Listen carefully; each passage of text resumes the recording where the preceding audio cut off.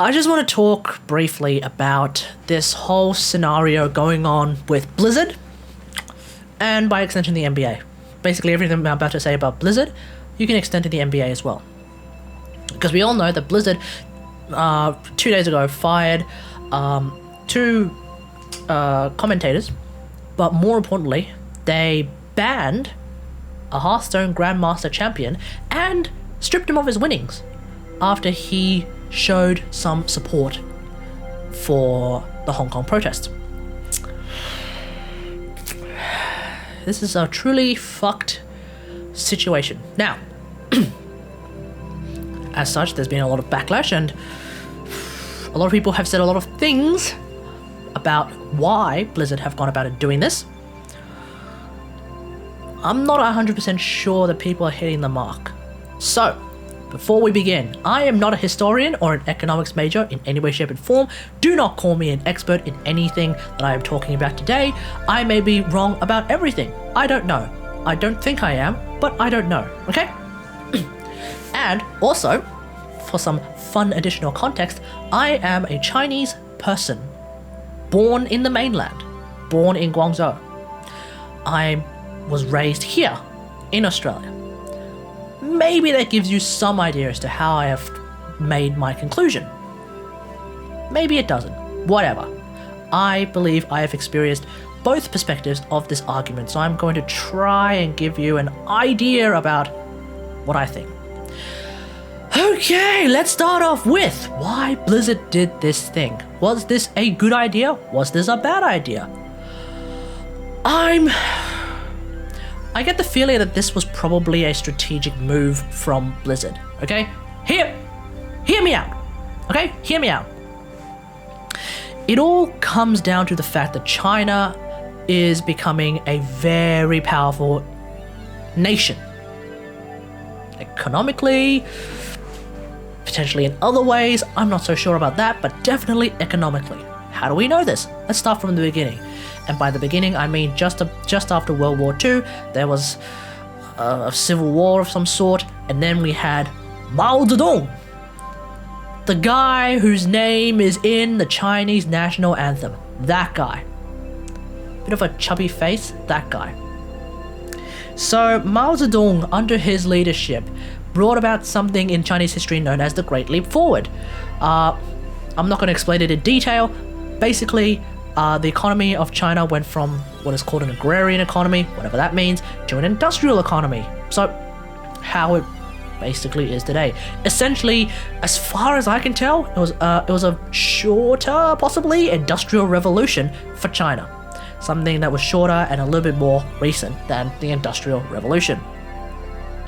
So, ignoring all of the other things that came about with the Great Leap Forward, because we'll talk about that later, but China, under Mao Zedong, under the Great Leap Forward, China's foundation, economically and basically as a power in the world, was built. That foundation was there, and then the other presidents, I think they're called, of China, built on top of that, and eventually, now here we are.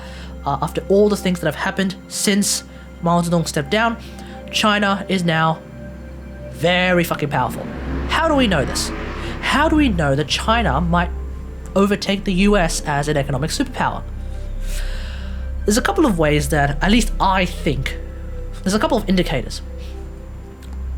The first of which is that there's a lot of investment overseas from China. There's a lot of Chinese businesses that are investing overseas. For example, there's a lot of Chinese investment in resources. As much of a fatty McFuckhead that fatty McFuckhead is, he is at least an indicator that China was investing a lot in Australian resources. I would take a wild guess and say that there is an American equivalent. I don't know. Someone from America, you tell me. I didn't pay as much attention, but I do know for a fact that there was some Chinese investment in Australian resources, in much the same way that there is actually Chinese investment in infrastructure, I think. And also, fruit. In China, there's actually like a kiwi fruit like brand that's really popular and really big in China. I would take a wild guess to say It's bigger in its native country as a result of having a massive investment from China. So, yeah, there's a lot of things that China and Chinese companies rather, are investing in, okay? Worldwide. Another indicator to me is the growth of a single example, which is WeChat. Have you heard of it? It is essentially the WhatsApp, but in China. Except, unlike WhatsApp, WeChat has actually become a staple of Chinese society, at least Guangzhou society. Okay? And what I mean by that is, first off, people in Guangzhou typically don't seem to call or text anymore. And instead of that, they use WhatsApp, or rather WeChat. So imagine if we don't bother texting or calling anyone anymore, we just focused on using WhatsApp or the Facebook Messenger to call or text over the internet. That's what Chinese people, at least in Guangzhou, and I'm going to extrapolate, hopefully correctly, to the rest of China, do. That seems to be what they do. Furthermore, Chinese people, again, at least in Guangzhou, use WhatsApp for payments. Yes, payments. Because apparently, they're very wary about cash because cash could be fake, and they're worried about credit card payments because they tend to take a bit of time to get processed by the bank. Whereas for whatever reason, WhatsApp payments are instantaneous. You get a QR code, you tap it on a QR scanner in the shop, they get the funds immediately, that's it, done. No muss, no fuss, no bullshit. From a pure objective point of view, I thought it was really dumb. Now that I think about it, it's actually not a bad idea. It's actually not a bad idea. But yeah, Chinese people actually use what was originally a messaging app for payments.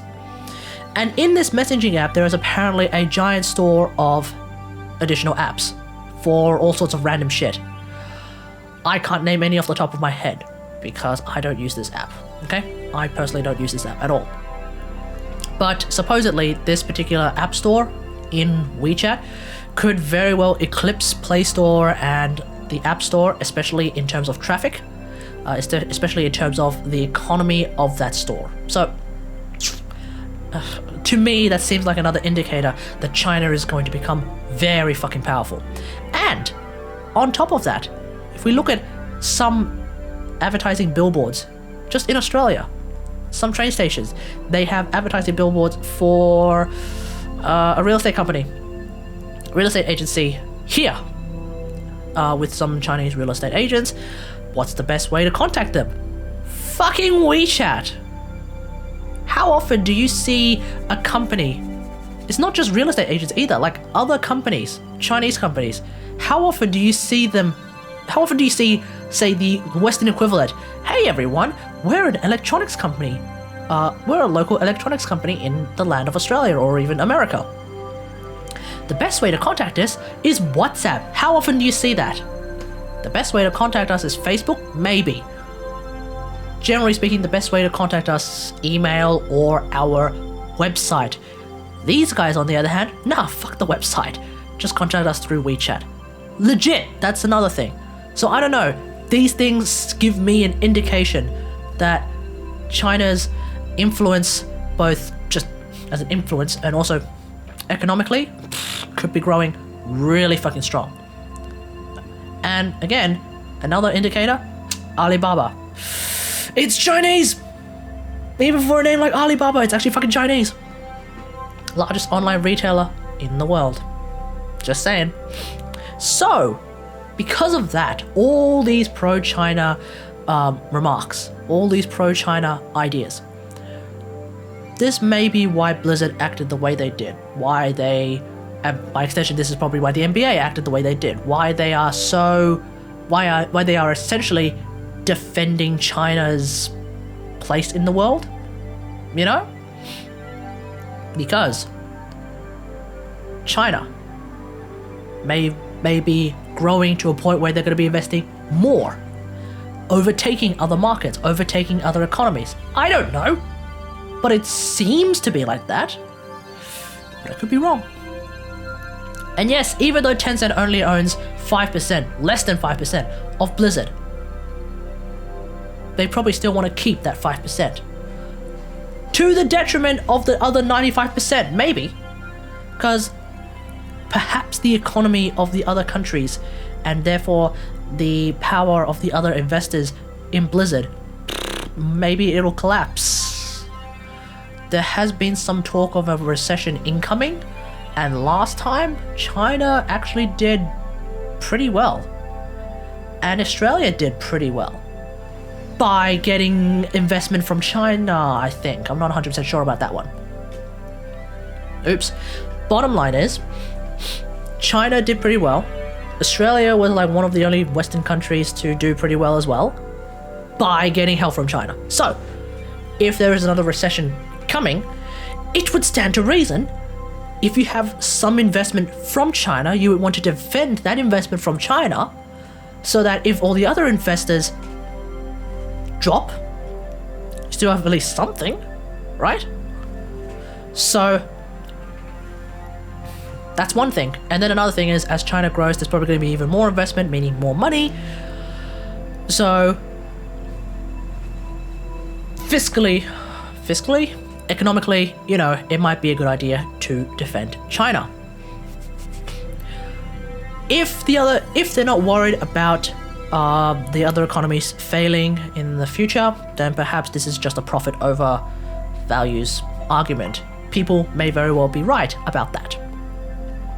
But if the other economies are about to see a recession, this could actually be more of a survivor strategy as opposed to a profit over values thing.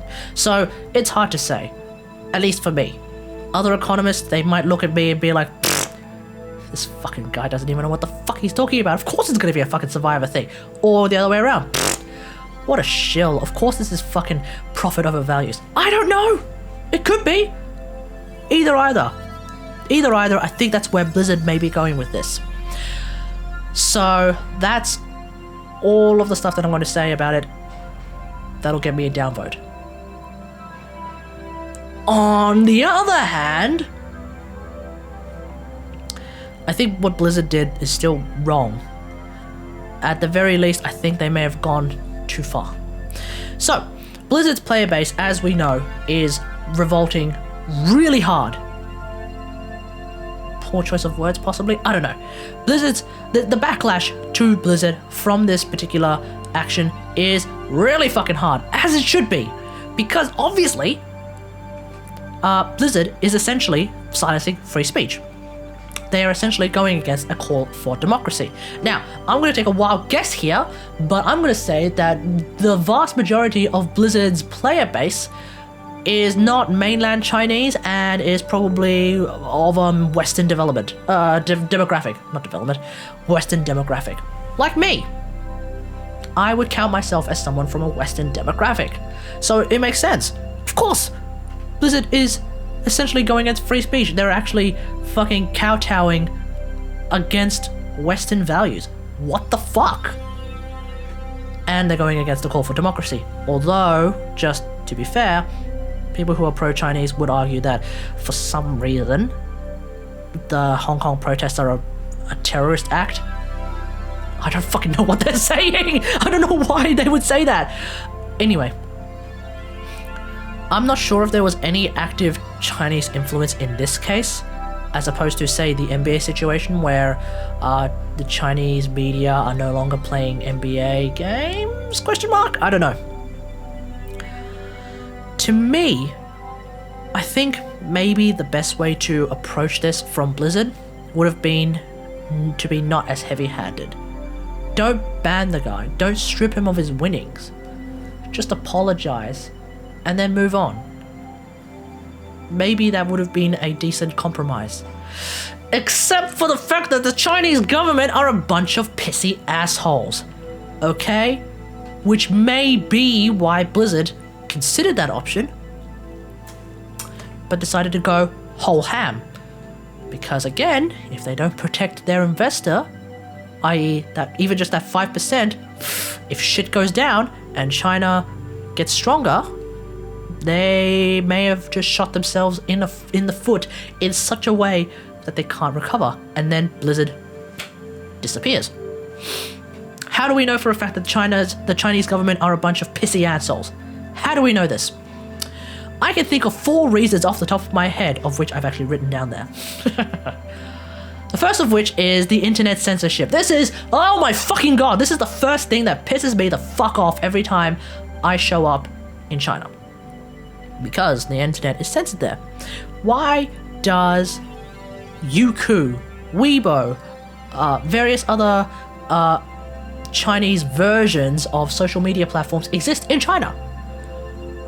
From the start, probably because the Western versions have been censored. You know, YouTube doesn't exist unless you use a VPN. Youku is the Chinese variant.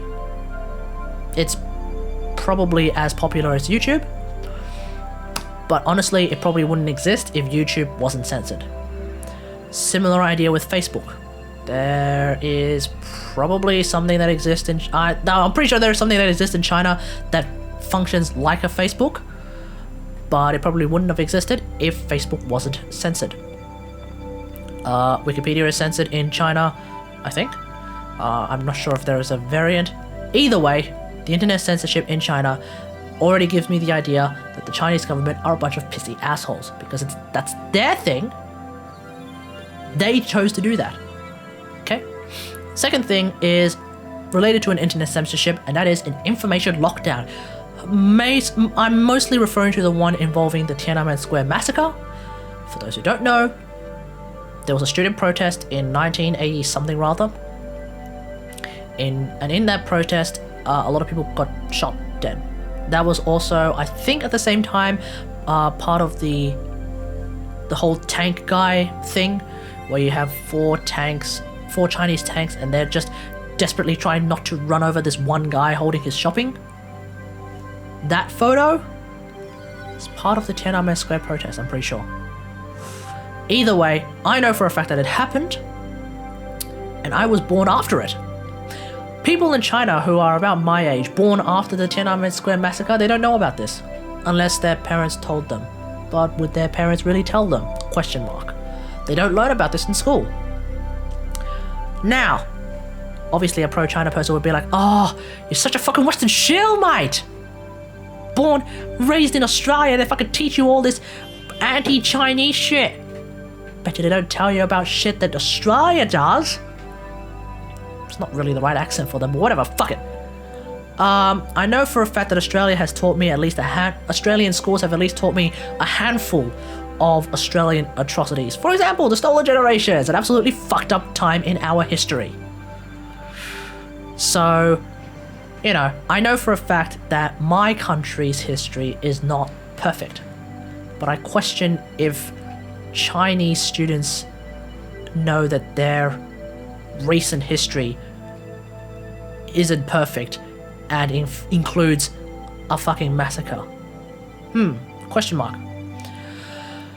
Now the third thing and the fourth thing are related to each other in much the same way that the first and the second thing are related to each other, which is that Xi Jinping, the current president of the United States, of China, is now president for life. A fucking dictator. That is a massive red flag for me, because China had barely fuck all democracy to begin with their one-party system, and now they have basically no democracy to begin with a fucking dictator. Ha ha. I can't think of a single person who ruled like that for life, who is like a perfect leader. Mao Zedong, with his Great Leap Forward, is a great leader, but he's a fucking cunt when it came to all the people who died under that Great Leap Forward. A bunch of his, I guess, policies led to mass famine as part of the change from agrarian to industrial economy. That's a cunt move.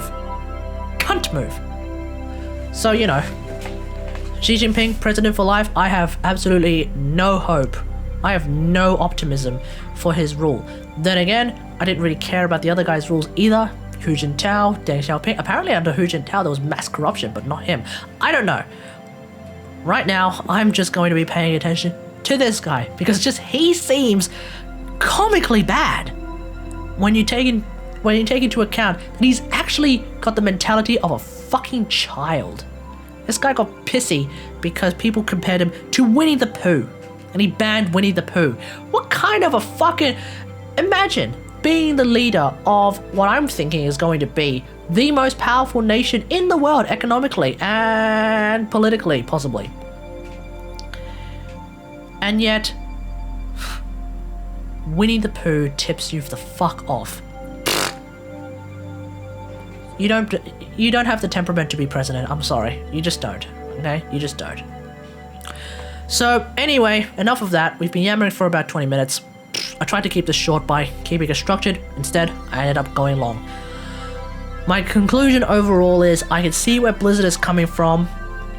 If this is meant to be some sort of survivor strategy to protect the investment in them that they believe is going to sustain them in the long run, if shit hits the fan. But I think they just were simply way too heavy-handed. Could they have gone light-handed? Probably. Probably not, because if they went light-handed, like I said, the Chinese government, being a bunch of pissy assholes, could have gone whole ham. They could have banned World of Warcraft, and that would be a giant revenue stream just completely disappearing like that. They could have banned all the other Blizzard games in China, and that would have been another revenue stream like that. And from a pure survivor strategy point of view, that would have been a massive problem for Blizzard. Anyway, otherwise, I fully support booing them at BlizzCon. They should be booed the fuck off for the shit that they did. I still don't think they should have banned them again at the same time. If they didn't, they probably would have lost a lot of revenue, and that would have been just as bad as well. I think holding up pro-Hong Kong signs is a good way to protest their ass as well. Do it. If you want to do it, do it. I'm not against you. I'm not against you doing that at all. Anyway, let me know what you think about this in the comments below. Do you agree with anything that I've said? Do you disagree with anything that I said? I expect to see a lot of people agreeing and a lot of people disagreeing, because maybe they don't see any value in the first half of this video.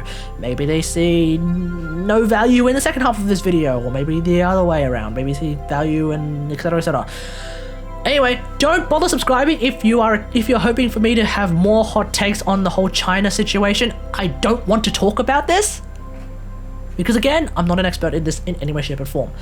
Otherwise, until next time, I'll see you guys later. Thanks for watching. Bye!